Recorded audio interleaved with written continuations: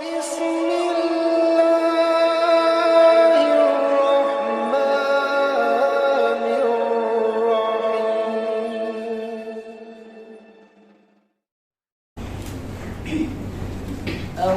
بالله من الشيطان الرجيم.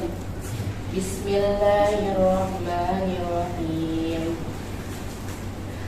لا تنالوا البر حتى تنفقوا مما تحبون وما تنفقوا من شيء فإن الله به عليم.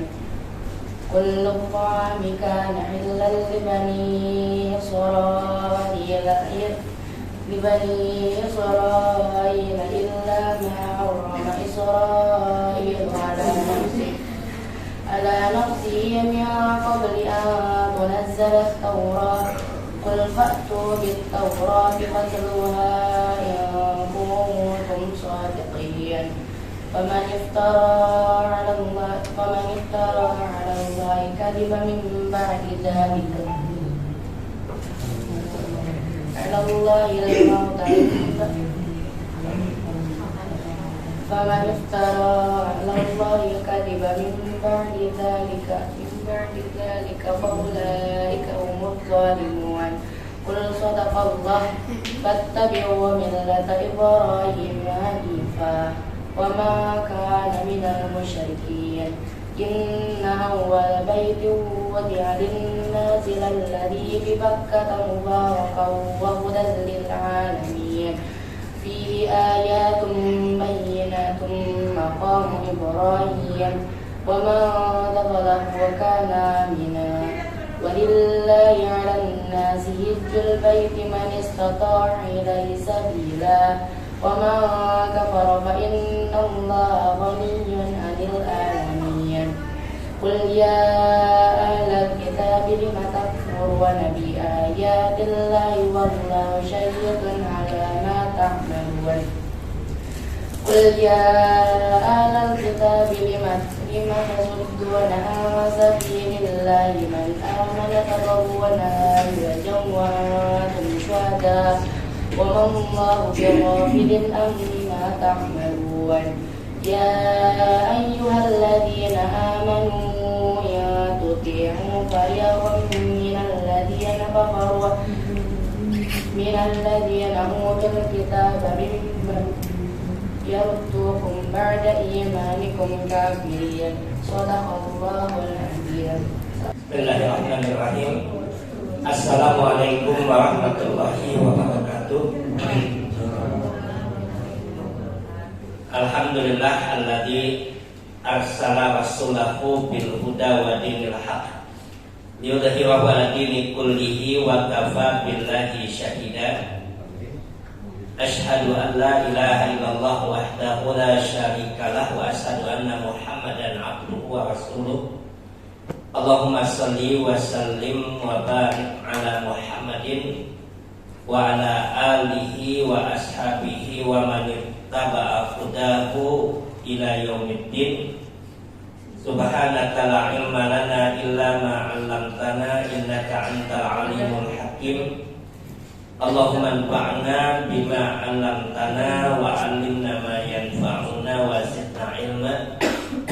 Allahumma inna nas'aluka ilman nafi'an wa rizqan thayyiban wa amalan mutaqabbalan.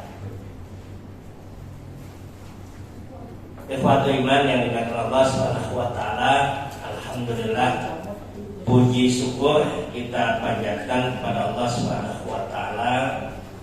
Salawat dan salam pada Nabi Muhammad sallallahu alaihi wasallam, keluarganya, para sahabatnya, dan siapa saja yang mengikutinya hingga yaumul kiamat. Pada malam hari ini kajian kita akan mengambil dari putusan tarjih yang kita ambil pada buku Himpunan Putusan Tarjih jilid yang pertama.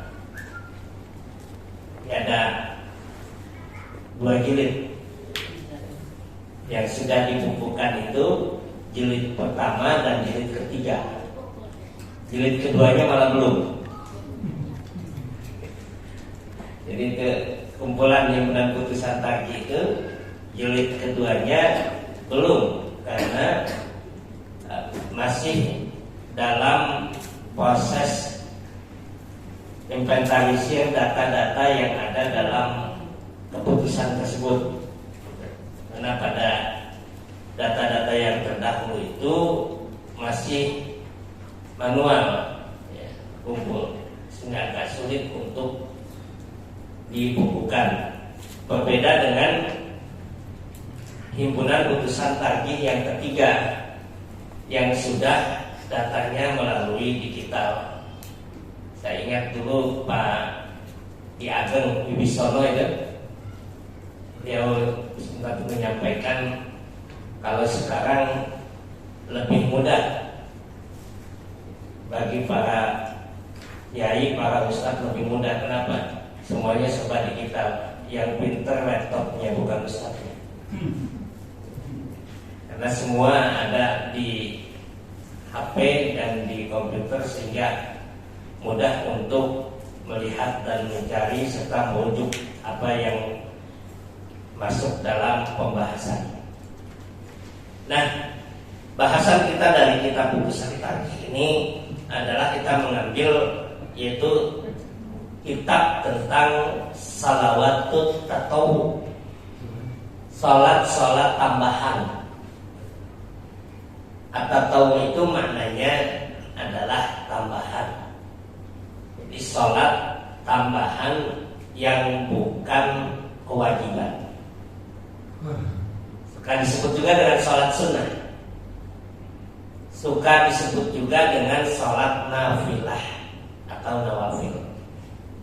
Ini sering kita mendengar istilah itu salat sunnah atau puasa sunnah, puasa tatawwu atau salat tatawwu, atau puasa nafilah maupun salat nafilah. Karena arti nafilah, tatawwu dan sunnah tadi itu maknanya sama, sifatnya tambah. Nah, sebelum kita masuk pada bahasan putusan tarjih ini, saya ingin menyampaikan bahwa salat sunnah itu dalam referensi fikih itu dibagi pada 4 jenis. Jadi ada 4 jenis salat sunnah. Yang pertama, salat sunnah yang terikat dengan salat fardu. 1. Muqayyad bil faraidhi. Kalau kata fikih itu dia terikat dengan salat fardu, baik ba'diyah maupun qobliyah. Itu disebut dengan rawatib. Tapi nanti ada yang terikat dengan salat fardu tapi tidak disebut dengan rawatib. Contoh misalkan majelis tarjih menetapkan ada 4 rakaat sebelum asar. Itu jangan dilakukan itu. Udah ada yang pernah melakukan belum? 4 rakaat sebelum asar ya? Belum ya. Gak apa-apa kalau belum, karena Nabi cuma 1 kali melakukannya. Dan hadisnya Nabi 1 kali melakukannya, sehingga dalam kitab Nailul Awtar itu As-Sawqani itu menyebutkan Nabi melakukan 4 rakaat sebelum asar ini karena beliau tidak mau meninggalkan sholat rawatib ba'da zuhurnya yang tertinggal. Jadi beliau mengerjakan 4 rakaat mengqadha. Bahkan beliau menyebutkan itu khususiyah Nabi. Nah, ini berkaitan dengan waktu, yaitu salat sunnah yang terkait dengan waktu atau terikat dengan waktu. Yang kedua, ada salat sunnah yang terikat dengan fardu tadi, salat fardu. Yang kedua, ada yang terikat dengan waktu. Salat sunnah yang terikat dengan waktu. waktu. Contohnya sholat duha, sudah waktunya waktu duha. Tidak bisa dikerjakan sholat duha jam 4 sore karena terikat dengan waktu. Atau sholat malam, mau sholat malam jam berapa? Jam 10 pagi. Jadi itu terikat dengan waktu sholat sunnah. Yang ketiga, zawatul asbab, yaitu sholat yang terkait dengan sebab. Ada sebabnya, maka sholat. Ada sholat sunnahnya. Contoh gerhana. Kalau terlihat gerhana, ada sholat sunnahnya. Kalau nggak terlihat, maka tidak ada gerhana. Terjadi gerhana matahari total di Papua misalnya, tapi tidak lewat Gondrong. Jadi nggak ada sholat sunnahnya di Gondrong. Itu maka dalam himbauan sholat gerhana itu majelis pimpinan itu selalu menyampaikan tempat-tempat yang dilalui yang bisa terlihat untuk apa diselenggarakannya sholat zawatul asbab tadi, sholat sunnah yang dikarenakan atau terikat dengan sebab. Tahiyatul masjid ada sholat sunnahnya. Maka kalau sholat Idul Adha di lapangan tidak ada tahiyatul masjidnya. Ya. Tidak ada itu. Atau tahiyatul basement. Ya, kalau sholat Jumatnya di basement nggak ada. Nggak ada sholat sunnahnya. Ini sholat yang zawatul asbab. Yang keempat, sholat sunnah mutlak. Mutlak itu kapan saja dilakukan selama bukan waktu yang terlarang sholat. Dia tidak terikat dengan apa. Karena lagi kesel, lagi marah, lagi bete, lagi sedih, ambil air wudhu, lalu sholat sunnah, boleh? Boleh ya? Boleh.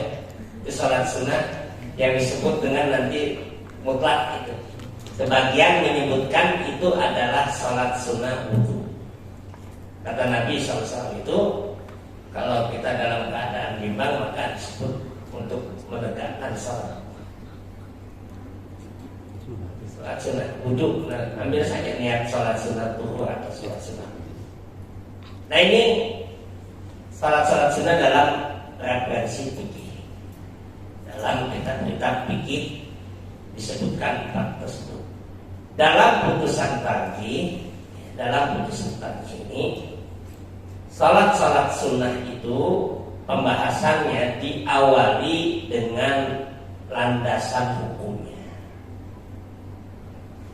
Maka biasanya dalam putusan tarjih itu disebut dengan muqaddimah. Muqaddimahnya ada ayat dan hadis secara umum yang menyebutkan tentang sholat sunnah tadi. Jadi disebutkan hadis dan ayatnya. Ini yang disebut dengan landasan hukum atau dalam buku himpunan putusan tarjih itu diawali dengan muqaddimah, pengantar, pendahuluan. Ayat yang pertama ini dalam surat Al-Hajj ayat 77. Surat Al-Hajj surat berapa itu? 22 ya. Belum pindah ya. Kali udah pindah jadi 26 gitu enggak. Jadi surat yang ke-22 itu Allah katakan ya ayyuhalladzina amanu ruk'u wasjudu wa'budu rabbakum waf'alul khaira la'allakum tuflihun. Dalam surat Al-Hajj ayat 77, wahai orang-orang yang beriman, rukuklah, sujudlah, dan sembahlah Tuhan kalian, berbuat baiklah agar kalian mendapatkan kebahagiaan, keberhasilan. Apa yang disampaikan oleh para ulama tafsir tentang arti atau makna ayat ini? Kata para ulama itu, Allah menyebutkan dalam ayat ini ruku dan sujud serta ibadah atau menyembah Allah. Pertanyaannya, bukankah ruku dan sujud itu adalah menyembah? Betul ya? Kok Allah sebut duluan itu? Rukulah dan sujudlah dan beribadahlah atau sembahlah Tuhan kalian. Padahal ruku dan sujud itu termasuk bagian daripada menyembah Allah.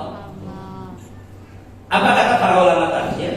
Karena ruku dan sujud itu adalah ibadah yang terbesar dalam beribadah kepada Allah. Posisi ibadah yang terbesar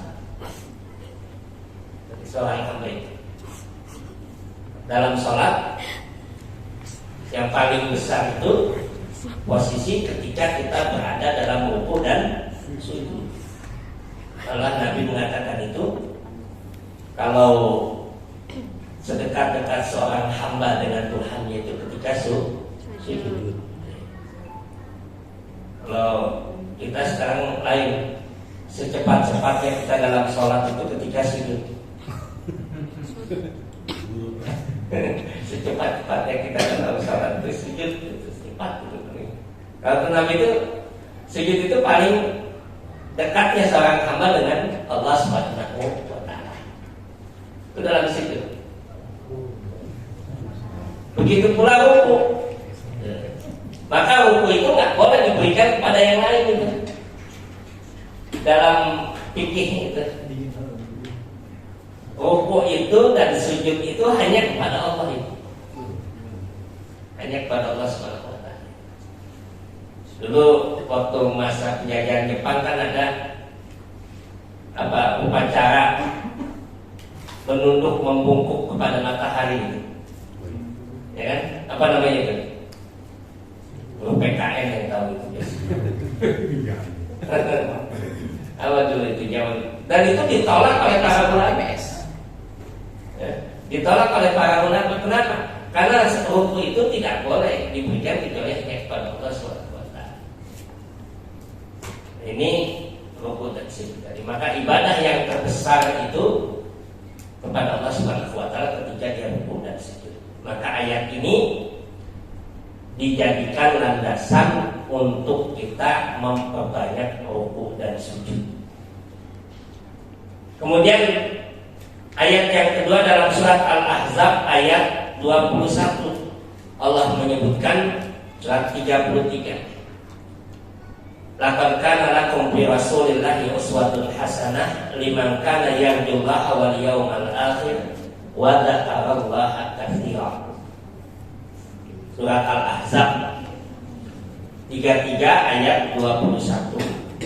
Sungguh telah ada bagi kalian pada diri Rasulullah SAW uswatun hasanah, contoh yang baik bagi siapa yang mengharapkan Allah dan hari akhir dan banyak mengingat Allah. Wa dzakarallaha katsiran. Itu ada kata wa dzakarallaha katsiran. Mengingat Allah itu dengan apa? Dengan salat. Maka salah satu arti zikrullah itu adalah sholat. Arti zikrullah itu dalam ayat Al-Quran adalah sholat. Kalau Allah katakan di sini wadzakarallaha katsiran dan berzikirlah yang banyak, yaitu artinya perbanyaklah mengingat Allah dengan sholat. Ada yang hafal nggak itu surat Al-Jumu'ah itu? Ya ayyuhalladzina amanu idza nudiya lis-sholati min yaumil jumu'ati fas'au ila zikrillah. Wahai orang yang beriman, kalau dipanggil untuk sholat di hari Jumat maka bersegeralah mengingat Allah. Makna zikrullah di situ adalah sholat Jumat. Maka ayat ini menyebutkan kepada kita bahwa contoh diri Rasulullah SAW itu adalah contoh teladan yang baik bagi siapa yang ingin mengambil teladan kepada beliau melakukan ibadah sholat yang banyak. Itu sholat sunnah. Dalam hadisnya, saya sebutkan hadis ini ada beberapa hadis Nabi SAW. Tapi saya sebutkan satu hadis saja ini. yang ada dalam putusan tarjih yang diriwayatkan oleh Imam Muslim dari hadis Rabi'ah bin Ka'ab al-Aslami yang mengatakan kuntu abitu ma'a Rasulillah sallallahu alaihi wasallam fa ataituhu bi wudu'ihi wa hajatihi. Kata Rabi'ah mengatakan, Rabi'ah bin Ka'ab al-Aslami ini, aku pernah bermalam di rumah Rasulullah SAW. Jadi Rabi'ah itu bermalam di rumah Rasulullah. Dan kemudian beliau mengatakan fa'ataituhu biwudu'ihi wa hajatihi. Aku membantu beliau memenuhi kebutuhan hajat dan wudunya. Itu kebutuhan beliau di kamar kecil, mengambilkan airnya untuk mandinya, mempersiapkan serta wudunya. Fakultu, lalu kemudian faqala li Rasulullah SAW, sal. Maka kemudian Rasulullah mengatakan, mintalah wahai Rabi'ah, apa yang kamu inginkan. Rasulullah ingin memberikan hadiah itu pada Rabi'ah tadi karena membantu beliau. Fakultu as'aluka murafaqataka bil jannah. Kata Rasulullah SAW tadi, mintalah wahai Rabi'ah apa yang kamu inginkan. Lalu Rabi'ah menjawab, ya Rasulullah, saya minta agar bisa menemani kamu nanti di surga.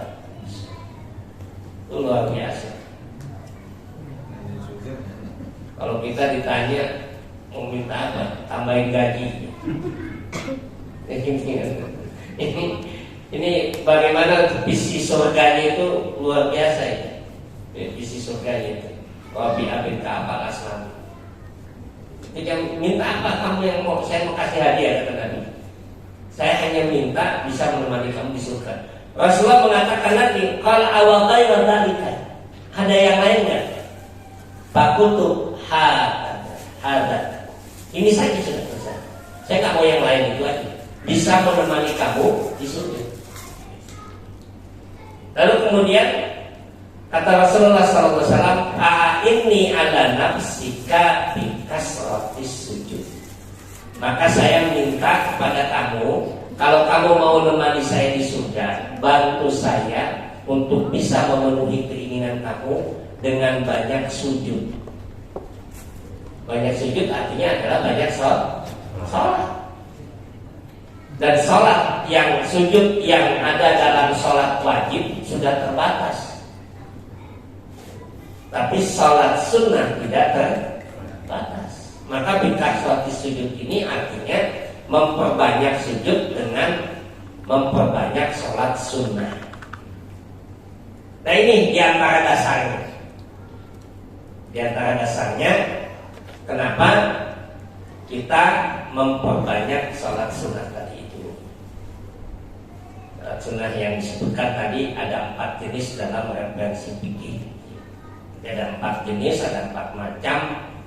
Ada yang sholat sunnah terkait dengan waktu, terkait dengan yang fardu, terkait dengan sebab, dan terkait yang disebutkan dengan mutlak, tidak terkait dengan apapun juga. Ini 4. Lalu kemudian setelah menyebutkan dasar itu, maka disebutkanlah oleh tarjih itu sholat sunnah apa saja yang ada dalam hadis Nabi SAW. Maka dikatakan salawatu tatawwu al-ma'thuratu kama dallat alaihi al-ahaditsul qiyam. Bahwa sholat sunnah itu, sholat yang tambahan itu yang terdapat dalam hadis-hadis Nabi SAW yang ditunjukkan dengan dalil itu sebagai berikut. 1. Sunnatul wudu. Sunnatul wudu, salat sunnah wudu. Salat sunnah wudu itu kira-kira masuk yang mana itu? Waktu ya. Terkait dengan apa itu? Waktu. Wudu terkait dengan waktu apa sebab? Ya, kalau waktunya udah masuk nggak wudu nggak ada salatnya. Oh iya, sebab. Berarti terkait dengan sebab. Ya. Bukan terkait dengan waktunya. Ada sholat ya karena ada wudu maka ada sholat sunnahnya.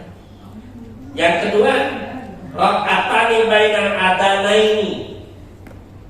Sholat 2 rakaat antara azan dan iqamah.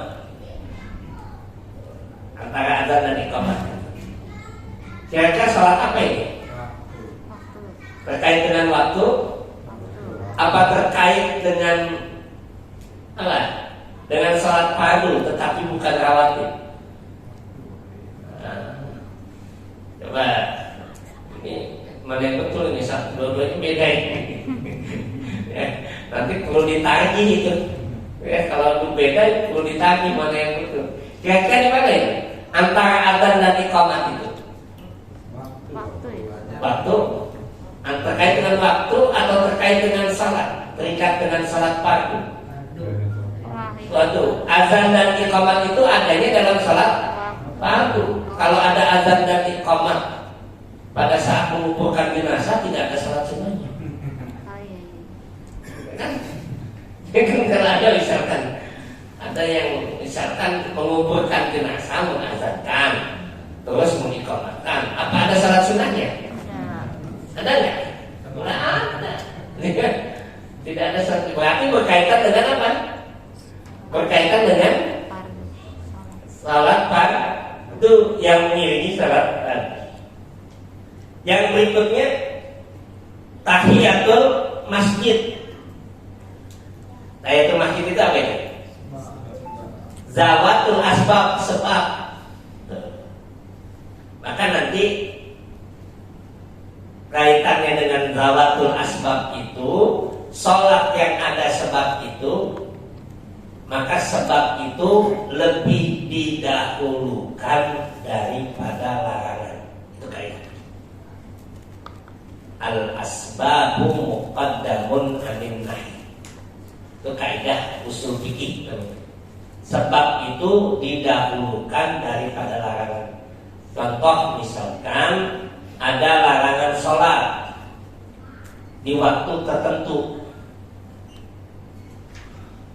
Janganlah kalian sholat asar, sholat setelah asar sampai terbenam matahari. Ada orang masuk masjid sebelum maghrib.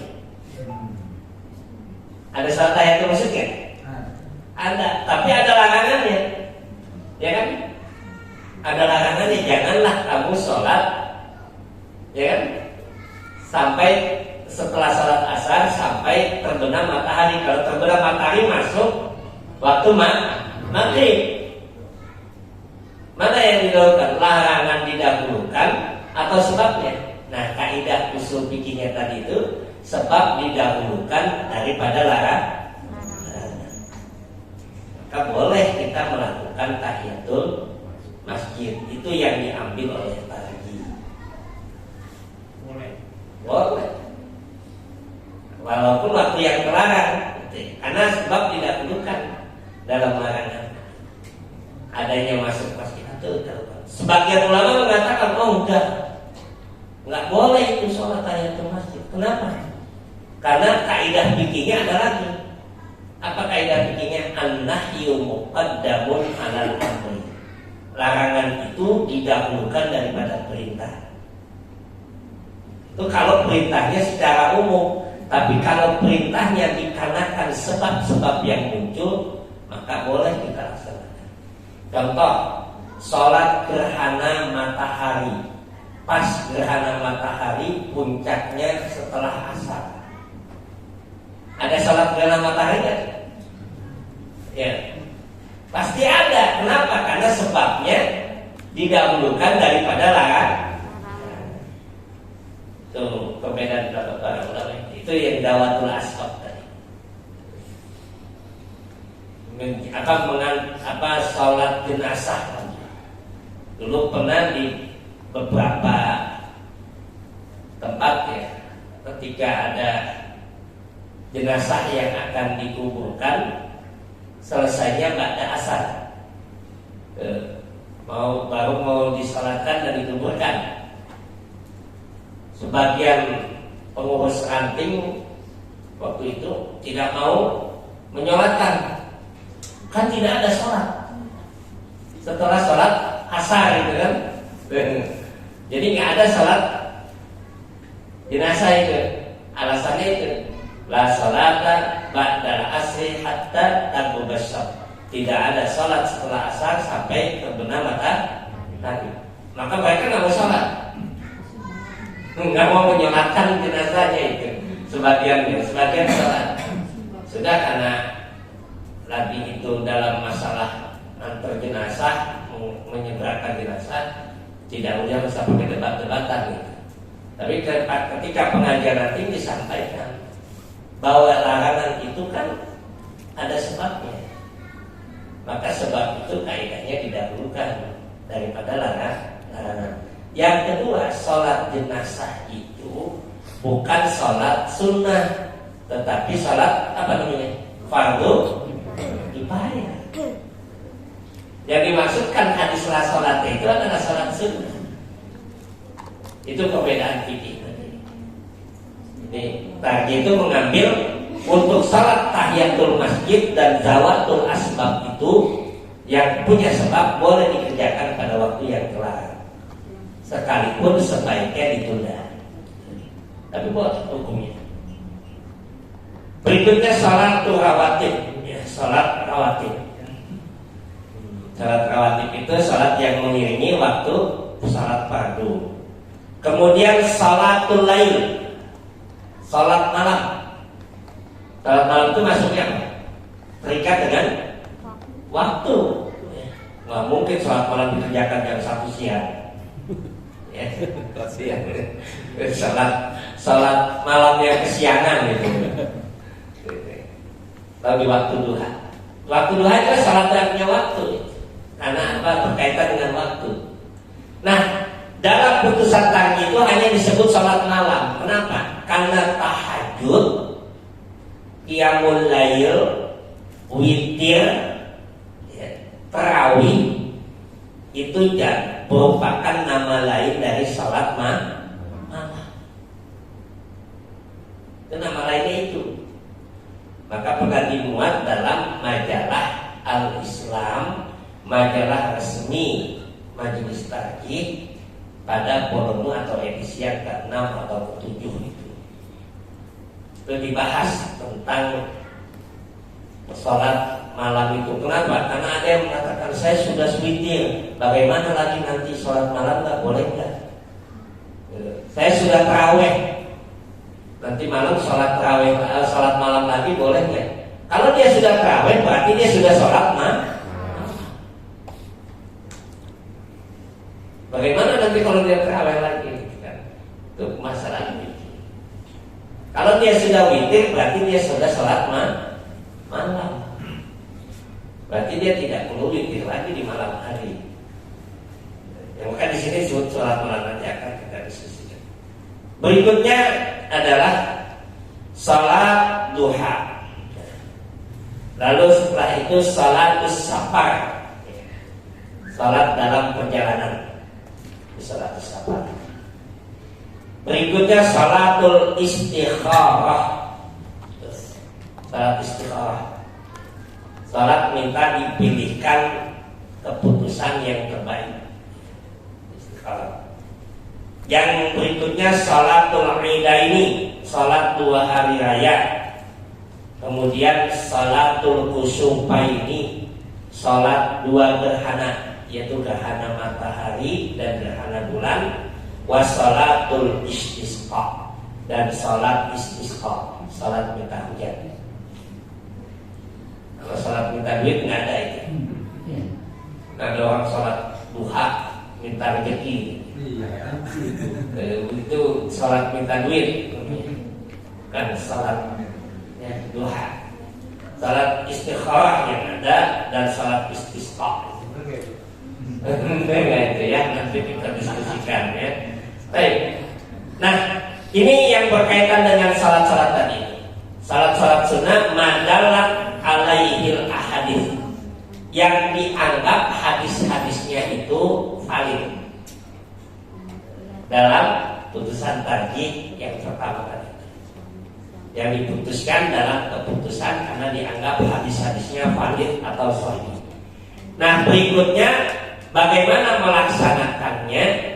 Melaksanakan sholat sunnah ini sama seperti kita akan melaksanakan sholat fardu. Hanya ada beberapa hal yang ditambahkan dalam keputusan tarjih. Di antaranya disebutkan bahwa dalam salat sunnah ini pertama tatahar, berwudu sebagaimana wudunya kita untuk salat fardu. Yang kedua, wasolliha bil bait. Yang utama salat sunnah itu di rumah kalau memungkinkan. Tapi kalau nggak memungkinkan, Pak Agus salat tahiyatul masjidnya di masjid, terus qobliyahnya di rumah, repot itu.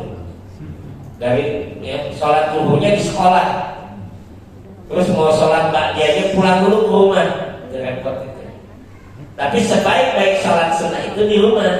Tapi kalau misalkan tidak memungkinkan, maka dia boleh mengerjakan di tempat manapun. Maka dikatakan wala mani'a bi ghairihi, tidak mengapa dilakukan di tempat-tempat yang lain. Illa ma khassas syari'u minhu.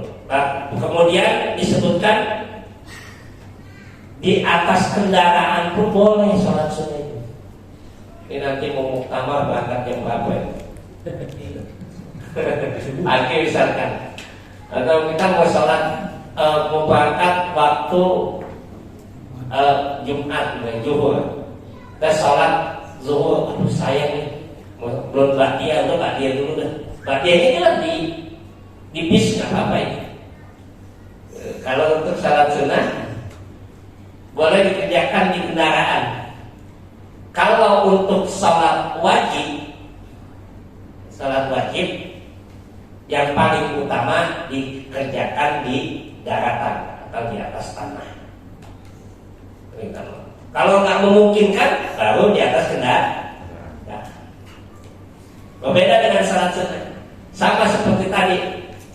Kalau sholat sunnah itu yang paling utama dikerjakan di rumah. Kalau tidak memungkinkan, boleh di masjid dikerjakan atau di tempat yang lain. Kalau sholat wajib yang paling utama dikerjakan di masjid, bukan di rumah. Kalau sholat wajib yang utamanya di masjid, maka ada istilah itu. Waktu kemarin itu ada ucapan laki-laki yang sholat di rumah itu adalah laki-laki solehah, bukan laki-laki soleh gitu ya. Jadi kenapa? Karena yang utama sholat wajib itu di masjid, berbeda dengan sholat sunnah. Bahkan dalam putusan tadi disebutkan walaka an tusolliha munfaridan wa bi jama'atin. Sholat sunnah itu boleh dikerjakan secara sendirian atau berjamaah. Nanti berbeda dengan wajib. Kalau wajib itu lebih utama berjamaah, tapi boleh sendirian. Tapi kalau sholat sunnah lebih utama sendirian, tapi boleh berjamaah. Itu beda. Misalkan mau sholat duha sekali-kali di SMK, di sekolah berjamaah, bingung orang itu ya. Tapi boleh untuk pendidikan misalkan. Sekali-kali dilakukan berjamaah. Mari kita berjamaah salat duha untuk melihat, mengajari bagaimana anak-anak itu salat duha. Boleh. Lalu sekali-kali jangan terus-terusan, nanti orang tuanya bingung. Ini ajaran baru lagi gitu ya. Itu boleh dalam target.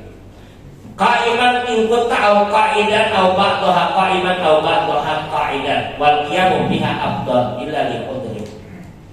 Yang ketiga, salat sunnah ini boleh dikerjakan dalam keadaan duduk atau dikerjakan dalam keadaan berdiri, atau setengah duduk setengah berdiri.